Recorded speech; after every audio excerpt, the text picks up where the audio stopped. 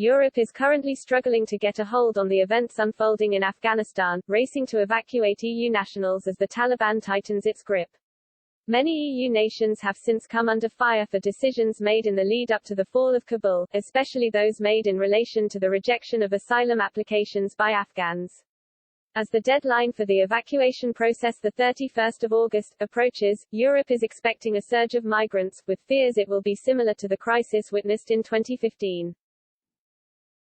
Rifts within the EU have since emerged over a bloc-wide resettlement program, with leaders in Brussels having begun infighting. Janez Janša, the Prime Minister of Slovenia, which is the current holder of the 6-month rotating EU presidency, tweeted on Sunday, "The EU will not open any European migration corridors for Afghanistan," later saying that the EU could not repeat the strategic mistake of the 2015 migrant crisis.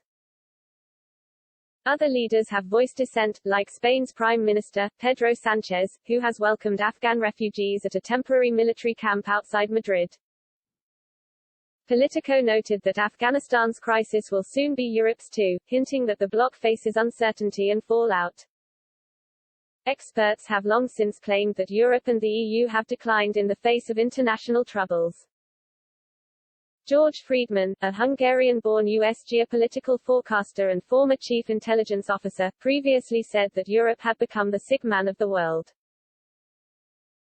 In 2019, in an interview with TRT World, a Turkish national broadcaster, he was asked whether Turkey was still the sick man of Europe, and replied, "I would say that Europe is the sick man right now. I mean, consider the condition of Europe. The second largest economy in Europe wants to leave, the UK, and so the EU is so frightened by this thought that others will follow. But I think you will see a growing Turkish interest and influence, particularly in the Balkans. You're also beginning to see Turkish diplomacy having an influence in what used to be called Eastern Europe and other areas. Many countries in Eastern Europe and the Balkans remain outside the EU.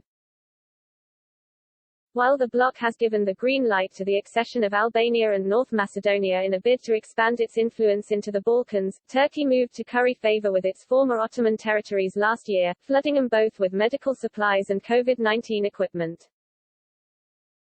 Welcoming the aircraft on the runway, Turkey's ambassador to the country Mehmet Hasan Sakizkok told reporters that the threat posed by the pandemic could be overcome through international cooperation and solidarity.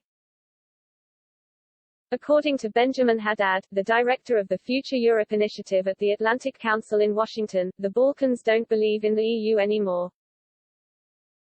In a piece for Foreign Policy, he talked of how the launch of Open Balkan, an initiative that aims to bolster regional economic integration, could mark an end to the desire of EU integration from those Eastern and Balkan states. Serbia's President Aleksandar Vučić, Albania's Prime Minister Edi Rama, and North Macedonia's Prime Minister Zoran Zaev vowed to abolish border controls between their countries by January 2023. It might be viewed as symptomatic of the wider sick man position Mr. Friedman argued Europe was in. As Mr. Haddad wrote, European diplomats wonder if this effort could short-circuit the European Union's established efforts at fostering regional dialogue and cooperation, the so-called Berlin process, or, worse, create an alternative to EU accession. Europe is also in a severe financial crisis because of the pandemic. In a bid to soften the blow of the fallout, EU leaders last year met and agreed on collective debt in the bloc's landmark COVID-19 Recovery Fund. It marked the first time shared debt had been agreed on, going against the EU's predecessors, the European Economic Community, founding principle that the bloc would never collectivize debt. The move will likely change the face of the bloc and sets a precedent for future policy. It was initially met with widespread opposition, however, especially from countries in Northern Europe.